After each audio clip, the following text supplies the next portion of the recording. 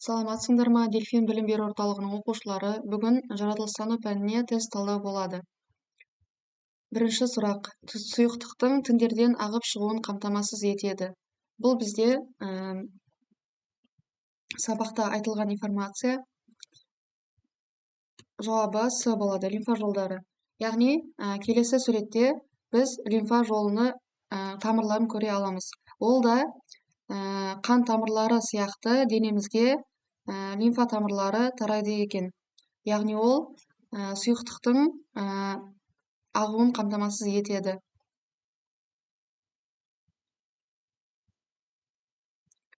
Келесі, қанды жүректен дене тіндеріне апаратын тамыр. Біз қан тамырларын еске түсірейік. Бізде артерия және вена деген үлкен қан тамырлары бар еді. Артерия деген қызыл қан тамырлары, вена деген көк тамырлар болады. Артерия қаны оттегіне қаныққан қан, ол 2-ге. Ал вена қан тамырлары көмір қышқыл газына қаныққан. Артерия қанды жүректен дене тіндеріне апарады. Ал вена дене тіндерінен қанды жүрекке қайтаратын тамыр болып саналады. Бізде жүректен дене тіндеріне апаратын тамыр артерия. Келесі. Денесі сау адамның тамыры минутына неше рет соғады? Минутына жалпы дені сау адам жүрегі 60-80 рет соғады. Келесі. Өсімдіктердегі су, минералды және органикалық заттар қай ұлпа арқылы тасымалданады? Бізде заттардың тасымалдайтын ұлпасы өткізгіш ұлпа болатын. Қараңыздар, бізде 2 түрлі өткізгіш ұлпа бар екен, яғни өткізгіш шоқтар. Бұл бізде флоема және де ксилема.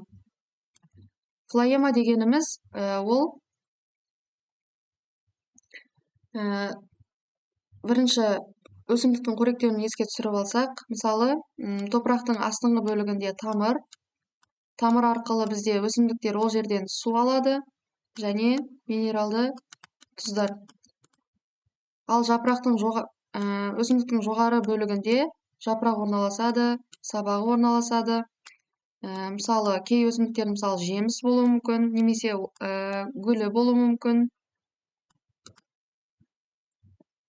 Ал жоғарғы бөлігі ауадан қоректену деп аталады. Ауадан фотосинтез барысында жапырақтарында глюкоза деген органикалық зат түзіледі. Глюкоза. Енді глюкоза жапырақтарынан басқа бөліктеріне, өсімдік денесінің басқа бөліктеріне тарау керек. Тамырына, сабағына, жемісіне және де астындағы түзілген су және минералды тұздар тамырдан жоғары қарай жапырағына, сабағына өтуі керек. Яғни дененің басқа бөліктеріне тарау керек. Ол бізде флоема, ксилема арқылы жүзеге асады. Енді флоема бір бағытта, ксилема бір бағытта жұмыс атқарады. Флоема қараңыздар, глюкоза, жапырақта түзілген глюкозаны мына сабағы арқылы төменге қарай өткізеді екен. Яғни флоема жоғарыдан төмен қарай жұмыс жасайды екен. Жоғарыдан төмен қарай глюкозаны өткізеді.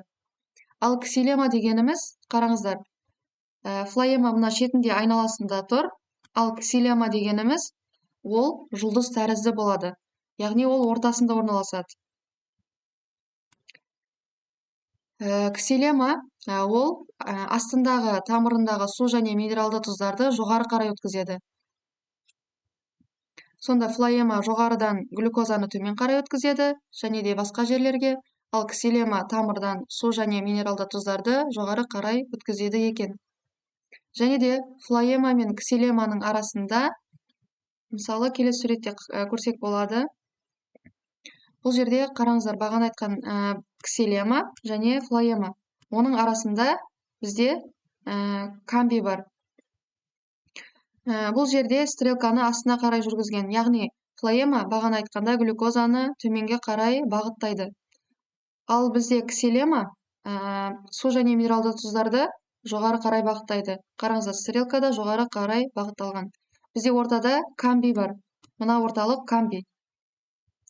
Яғни бізде камбийді әр жыл сайын сақина құрайды, сызықтар қалдырады.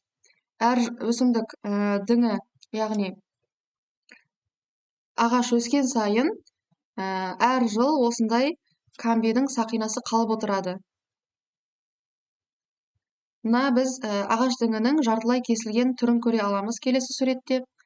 Яғни мына сызықтардың барлығы камбийден әр жылы қалып отырған камбийдің сызықтары сақинасы болып есептеледі. Осы сақинаға қарап өсімдіктің жылын анықтайды. Осындай сақиналардан құралады екен.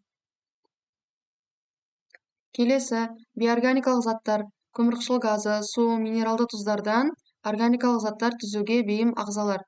Қалай аталады? Қараңыздар, биорганикалық зат дегеніміз, олар жансыз табиғатты құрайды. Органикалық заттар дегеніміз жанды табиғатты құрайды екен. Биорганикалық заттарға бізде фотосинтезге екі зат қатысады. Көмірқышқыл газы плюс су қатысады. Және де түзіледі, яғни өсімдік өндіреді. Глюкоза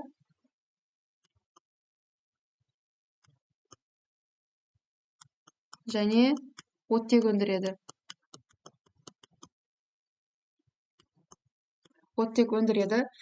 Қараңыздар, бұл жерде биорганикалық зат деп көмірқышқыл газы және суды айтып жатыр, иә? Одан бізде органикалық зат түзілді. Органикалық зат бұл бізде глюкоза. Яғни биорганикалық заттардан органикалық заттар түзу үшін бізде тағы екі нәрсе қатысу керек. Қараңыздар, бұл жерде еще тағы күн болу керек, күн сәулесі түсу керек, және де бізде пигмент, хлорофилл деген жасыл пигмент болу керек. Сол кезде ғана фотосинтез жүреді. Осы фотосинтез жүретін ағзаларды біз, яғни глюкоза өндіретіндерді біз автотрофты организмдер деп атаймыз. Келесі, күнделікті жейтін тағамымызда нәруыздің, көмірсудың, майдың мөлшері үйлестірілген сәйкестікте болу керек. Сәйкестік қандай формула арқылы анықталады? Біздің денемізді, мысалы, әрбір жасушамызды нәруыз, көмірсу, май деген органикалық заттар құрайды. Мысалы, алдында айтқан фотосинтездегі глюкоза көмірсудың бір түрі. Нәруыз, мысалы, етте, жұмыртқада, сүтте, творогта болады. Ал көмірсу бізде тәтті кондитерлік тағамдарда, нанда болады екен. Ал май әртүрлі жануар майын ала аламыз біз, өсімдіктен май ала аламыз. Яғни солар бізде майға кіреді. Өсімдік майы, жануар майы, яғни осы үш органикалық зат біздің денемізді құрайтын зат болып саналады. Үшеуі де бізде қалыпты түрде ағзамызға түсіп отыруы қажет. Енді біз оны бірінші пайызбен қарастырайық. Қараңыздар, мысалы осы үш органикалық затты 100% деп алатын болсақ, оның бізде нәруыз 25% нәруыз,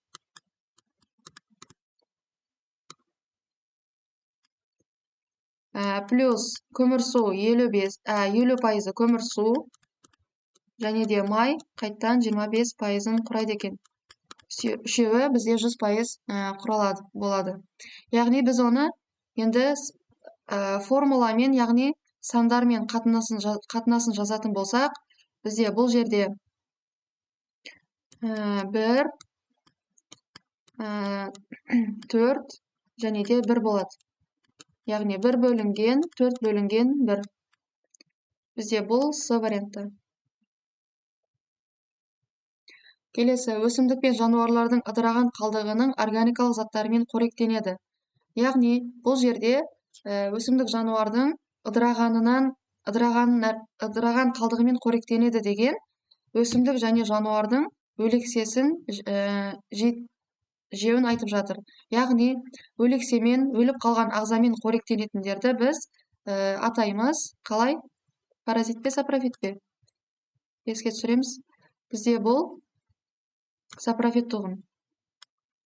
яғни өлекселермен қоректенетіндер олар яғни олар көбінесе шірітіп топырақ құрайды. Мысалы жауынқұрт, одан кейін жұртшы деген бар, күшіген деген бар, және де қарға. Солар бізде өлексемен қоректенетін ағзалар. Келесі, Семей сынақ полигоны КСРО аумағындағы ең ірі полигондардың бірі болды.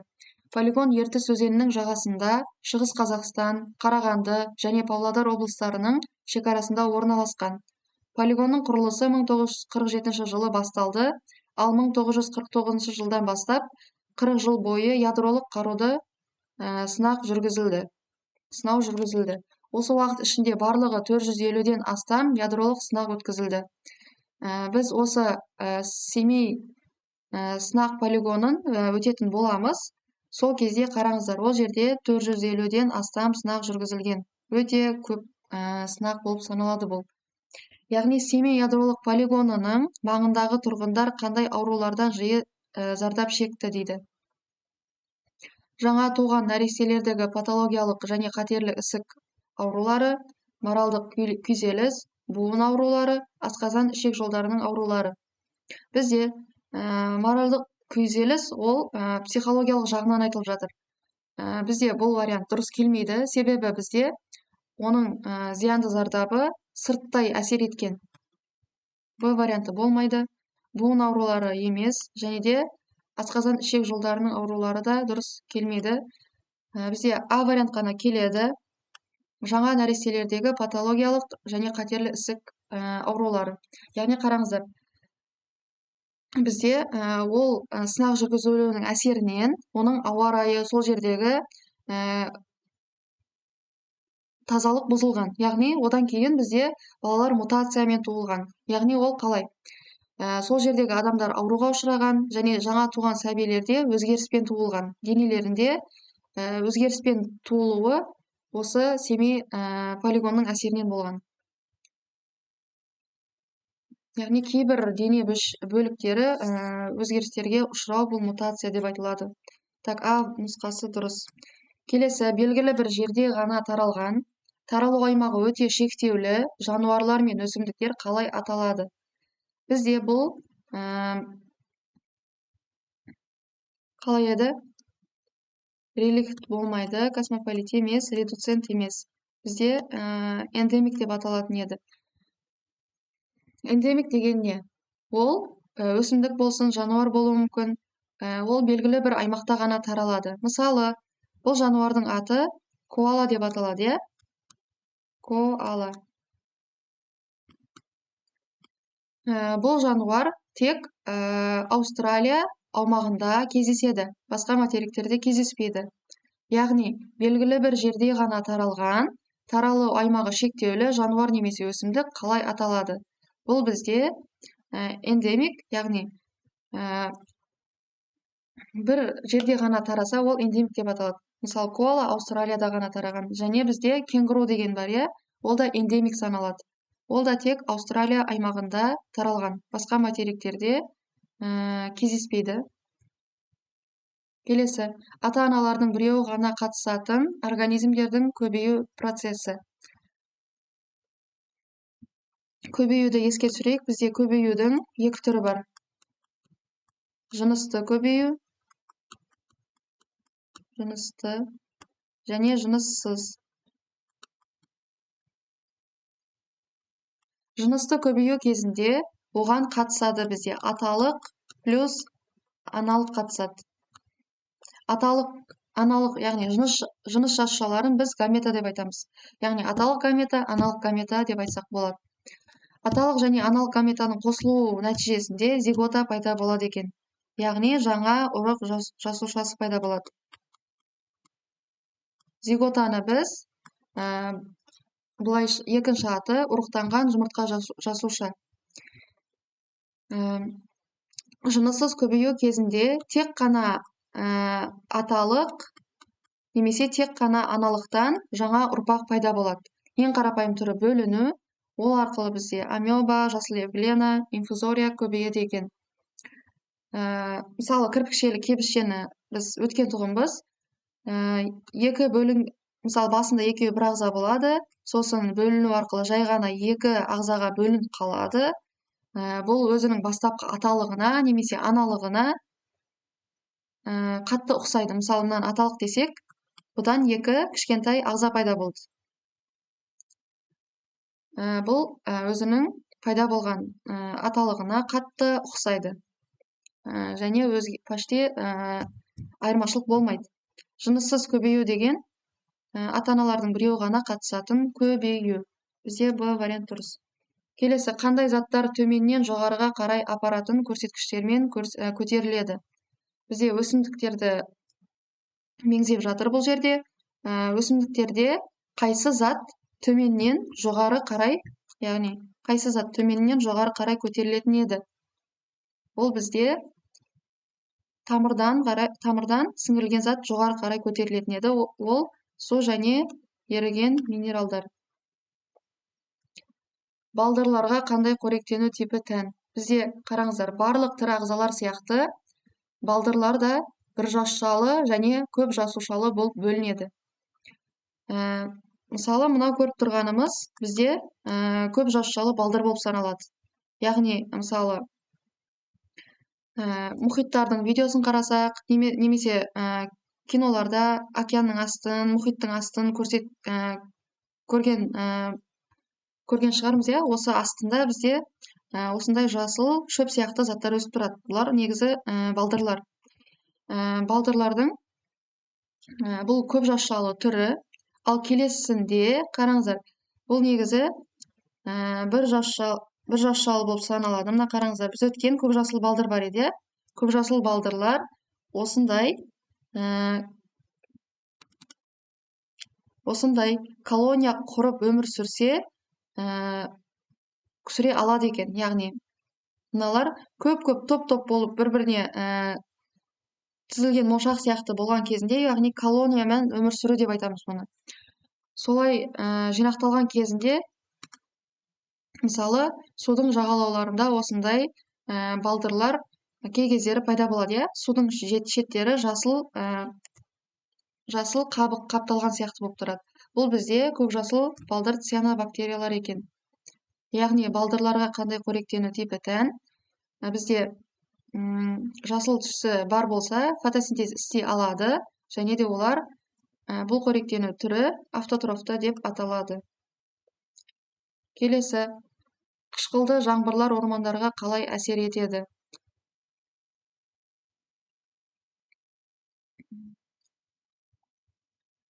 Қышқылды жаңбырлар, А вариант, қышқылды жаңбырлар орман өрттерін туғызады. Яғни, жаңбыр өзі су, ол ешқандай өрт туғыза алмайды. Келесі, қышқылды жаңбырлар орман топырағының құнарлылығын арттырады. Бізде қараңыздар, қышқылды жаңбыр өзі атынан белгілі, ол зиянды жаңбыр болып саналады. Құнарлылық деген бізде топырақтың пайдалылығы. Яғни, қышқылды жаңбырдан топырақтың құнарлылығы артпайды. Бұл қате. А варианты да қате. С. Қышқылды жаңбырлар қоректік заттардың сіңуін шектейді. Яғни, осы вариант көбірек келеді бізде. Келесі Д вариантында қарастырайық. Қышқылды жаңбырлар ағаштардың өсуін тездетеді. Яғни, бұл да емес. Бізде С нұсқа дұрыс. Қышқылды жаңбырлар қоректік заттардың сіңуін шектейді. Яғни, олар табиғатқа кері әсер етеді. Қышқылды жаңбырлар. Яғни, біз бұны С вариантында кездестіре алады екенбіз. Келесі, суретте көрсетілген жасуша дайын органикалық заттармен қоректенетін, яғни жануарлар сияқты, бірақ сонымен бірге өсімдіктер сияқты қозғалмайтын организмдерде жиі кездеседі. Берілген ақпаратта қандай тіршілік патшалығы туралы айтылған? Яғни, қараңыздар, бізде патшалық, жануарлар патшалығы, өсімдіктер патшалығы, бактериялар патшалығы, саңырауқұлақтар патшалығы бар. Бізде сұрап тұр. Жануарлар сияқты қоректенеді деп жатыр. Яғни, жануарлар қалай қоректенетін еді? Бізде қоректенуді, қараңыздар, екіге бөлген тұғынбыз. Автотрофты және гетеротрофты. Автотрофты бұл өсімдіктер кіреді. Ал гетеротрофтарға бізге жануар, саңырауқұлақ және кейбір бактериялар кіретіндігін.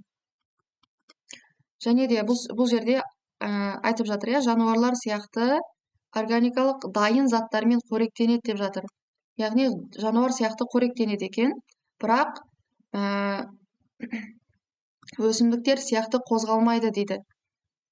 Өсімдіктер сияқты бір жерде қозғалмай өсетін ағзалар, олар бізде қандай ағзалар бар еді? Патшалық. Осы 4 аталған патшалықтың бізде саңырауқұлақтар патшалығы бір орында қозғалмай өседі. Саңырауқұлақтар осылай бір жерде қозғалмай өседі және қоректену жануарлар сияқты. Олардың да жасушасы мембранадан, ішіндегі сұйықтық цитоплазмадан және де ядродан тұрады екен. Бізде бұл Д нұсқа дұрыс. Келесі, жану үдерісінде көп мөлшерде не бөлінеді? Жану, мысалы, жану жүріп жатыр, иә? Енді осы жанудан бізде қараңғы жерде, мысалы, алау от жағылды. Ол жерде айналаға жарық тарайды, иә? Әр жақты жарық таралады.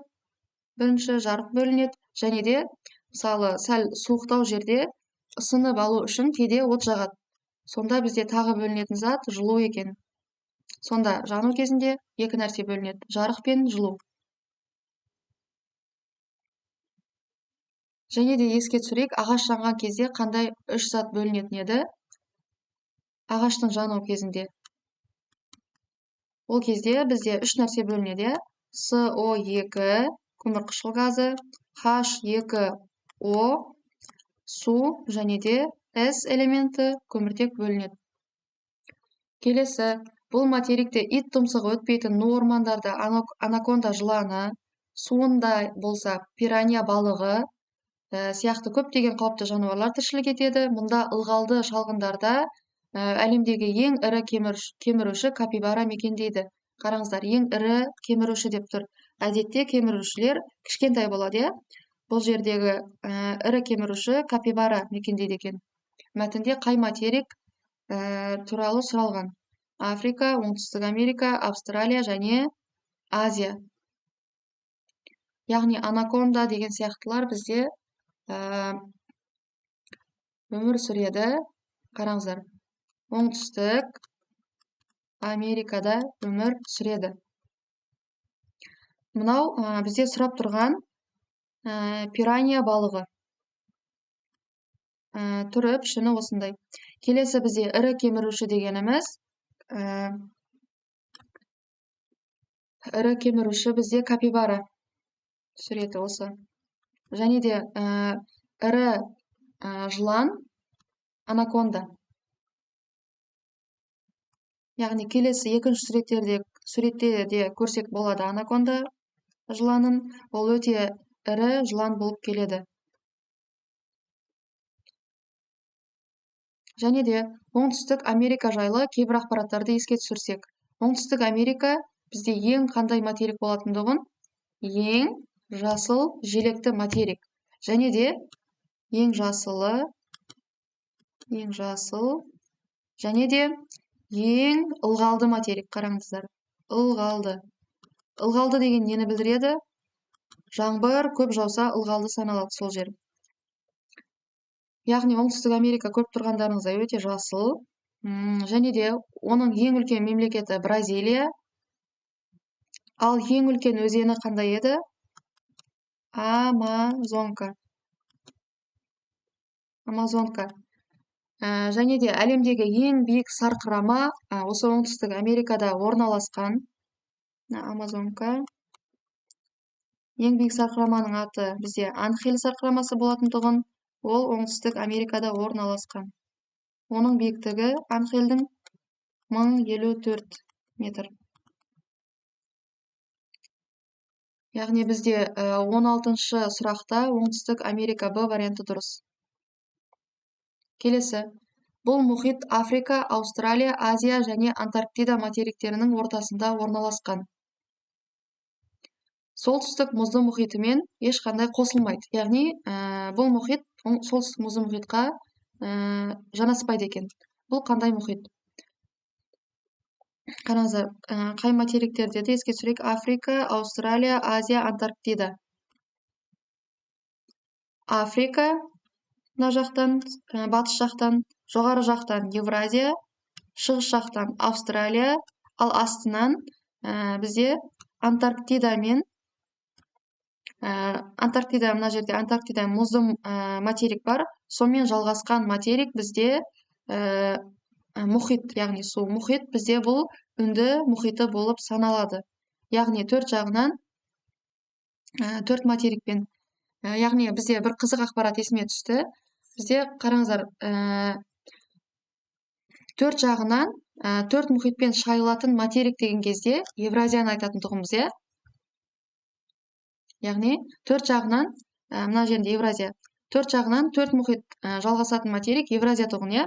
Ал енді бір қызық жері қараңыздар. Ал енді мұхит төрт жағынан материк қоршалған, төрт жағында төрт материк бар мұхит, бұл үнді мұхит екен. Яғни сондай сәйкестікпен жаттап алсақ болады. Яғни үнді мұхиты қайталаймыз. Шығыс жақтан Австралия, солтүстік жақтан Евразия, батыстан Африка, оңтүстіктен Антарктидамен жалғасып жатыр. Бұл үнді мұхиты.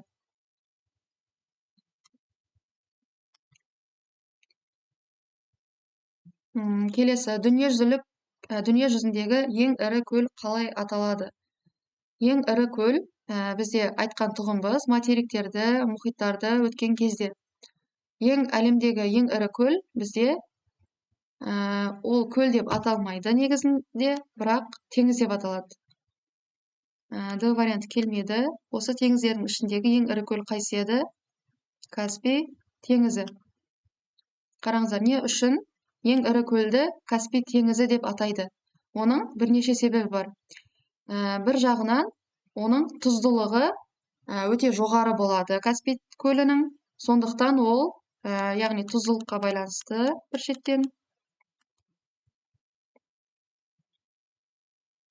Тұздылығы жоғары болғандықтан оны теңіз деп атайды. Және де оның көлемі өте үлкен, сондықтан оны теңіз деп атайды. Көлеміне байланысты. Енді ол көл, яғни ешқандай басқа сулармен, теңізбен жалғаспаған. Яғни тұйық су айдыны болып саналады. Тұйық су айдыны деген сулармен жалғаспаса, солай айтылады. Бізде осы Каспий теңізі. Дұрыс. Келесі, солтүстік мұзды мұхит қандай материктермен шектеседі? Бізде солтүстік мұзды мұхит, мысалы, картаны бір жер шарын осындай домалақ сызып алсақ, солтүстік мұзды мұхит өз аты айтып тұрғандай жоғарғы жақта орналасатын мұхит, иә? Солтүстік мұзды мұхитқа енді бізде экватор жерді ортадан кесіп өтеді. Оңтүстік жартышар, солтүстік жартышар.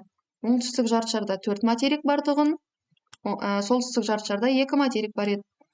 Енді мына жерінде Евразия, мына жағында, батыс жағында солтүстік Америка. Яғни солтүстік мұзды мұхитқа жалғасып жататын 2 материк бұл Евразия және солтүстік Америка екен. А варианты дұрыс. Логично ойлаған кезде де солтүстік мұзды мұхитқа ешқандай оңтүстік Америка ұласпайды. Бұны логично сызып тастауға болады. Африкада мүлде келмейді, ол орталық жақта орналасқан. Және де Австралияда келмейді. Келесі, соңғы сұрақ, ең үлкен арал. Ең үлкен аралды көрсетіңіз. Бұл бізде Гренландия аралы. Гренландия аралы бізде мына жерде жалғасып жатқан материгі солтүстік Америка. Яғни мына солтүстік Американың картаға қарасаңыздар, осы жерде Гренландия аралы бар еді. Сол арал ең үлкен арал болып есептеледі екен. Арал дегеніміз өзі не еді? Еске түсірсек, арал деген нәрсе бұл төрт жағынан су қоршаған құрлық болып саналады. Осымен тест талдау аяқталды, түсінікті болды деп ойлаймын. Сабаққа осы тест талдауды қарап, жақсылап, түсінуге әрекет жасап, жазып, жаттап келеміз. Жақсы, сау болыңыздар.